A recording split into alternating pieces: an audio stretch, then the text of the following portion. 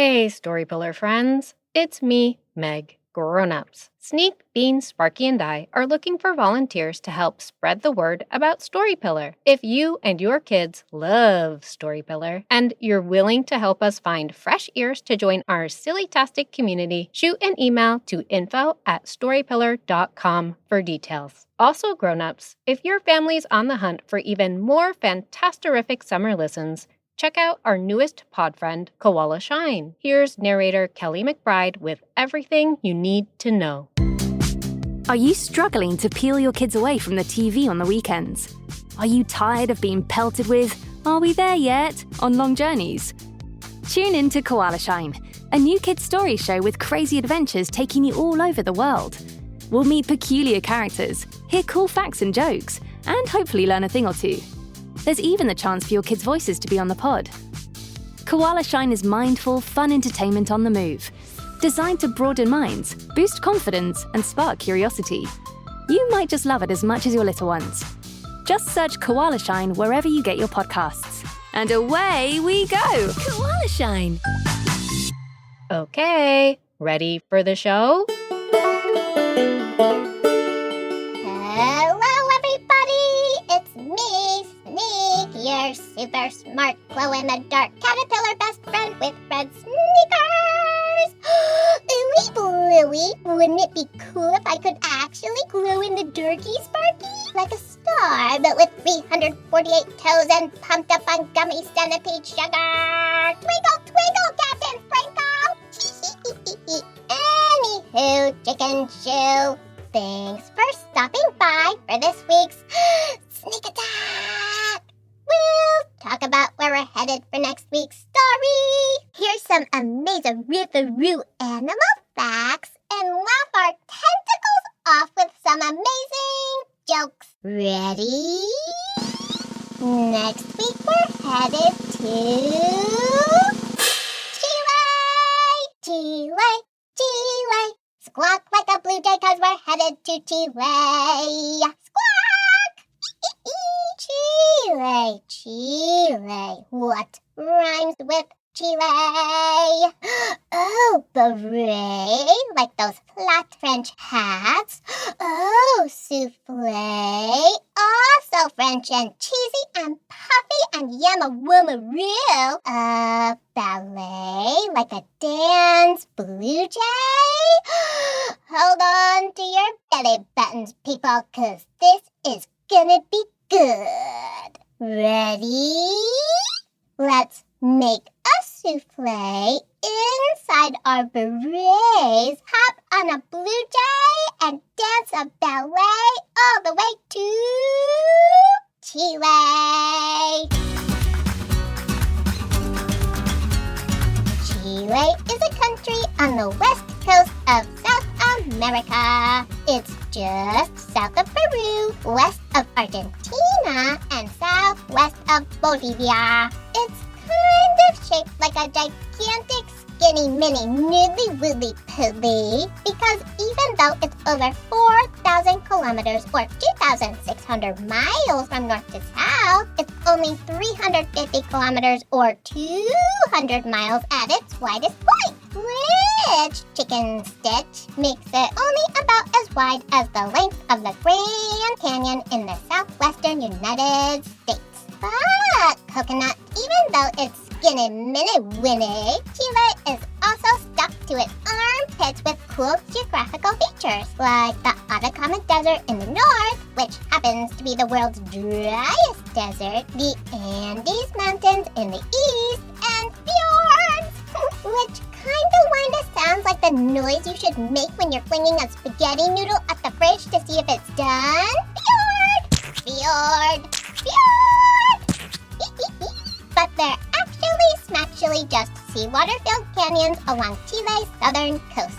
Chile also happens to be home to the Mapuche, an indigenous group that's lived there for at least 3,000 years, and who probably gave this country its name. In Mapudungun, the Mapuche's language, Chile means where the world ends, which makes a whole lot of sensey-wensey since Chile stretches further south than any other country in the Galactiverse! Or maybe just the world. Eek! The Mapuche are known for having a strong connection with the natural world and even built these amazing round houses called rucas out of wood, clay, and reeds. Rucas don't have any windows, but Chicken Gut, the door, always faces east to greet the sun, moon, and stars as they rise in the sky. Oh, and rucas don't have any floorboards so that the families who live there can feel connected to the earth. Which means, my little green bean, that somebody was drinking their thinking juice 3,000 years ago because the word Mapuche means people of the earth and Mapudungun. What a bunch of smarty party pants. Okie dokie pokey. Moving on to 3 teeny-tastic animals that live in Chile and just happen to be the stars of our story next week. Introducing the Monito del Monte. Even though they've been around for about 40 million years, Monitos del Monte are only 13 centimeters or 5 inches long and kinda look like someone popped a possum in the shrinky-dink 2000 and zapped it down to the size of a mouse. Icky squeaky, I'm itty-bitty! Monitos del Monte are nocturnal or mostly active at nighty-whitey when they come out to snack on bugs and gobble down yummy bummy fruit and berries. Oh, and they're also marsupials, which means babies finish growing inside their mom's pouch, kind of like kangaroos and koalas. But they don't live in Australia.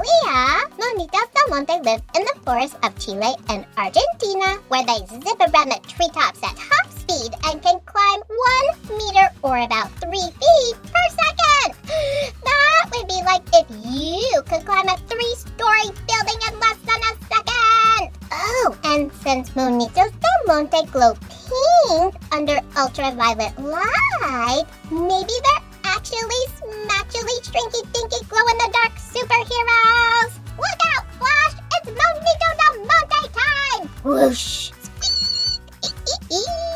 Moving on, Sparkly Swan, to the Kodkod and the Pudu, which are not only amazing animals, but are really fun to say. Ready? Kodkod, Pudu, Kodkod, Pudu, Pudu!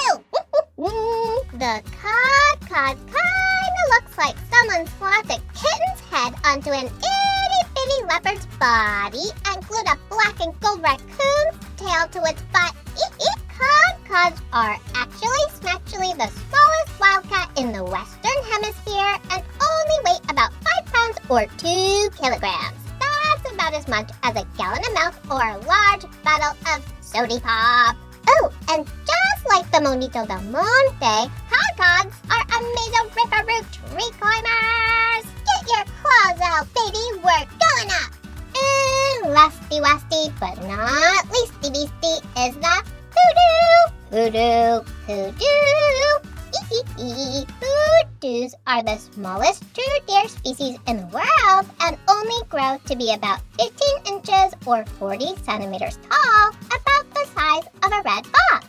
Pudus have reddish-brown fur, orange ears and lips, and 2 stubby antlers they use to spar with other Pudus and push their way through thick leaves and branches as they're looking for yummy bummy plant and berry snacks. Pudus can actually jump as high as 6 feet or 2 meters, and they can even climb trees. Oh, sometimes Pudus even take baths by licking themselves all over and combing their fur with their teeth.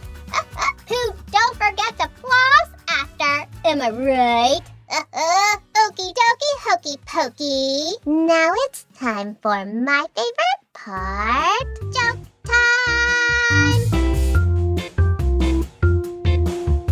Joke number 1. In honor of skinny, mini, noodly countries, what kind of noodles do they eat in Antarctica? Did you get it? Penguini!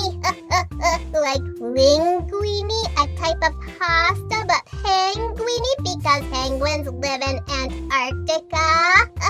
Onk, onk, onk. penguin for "You're so funny, Sneak." Okay, chicken tray. Joke number 2 in honor of Kodkods. What's a cat's favorite breakfast? Give up Mice Krispies.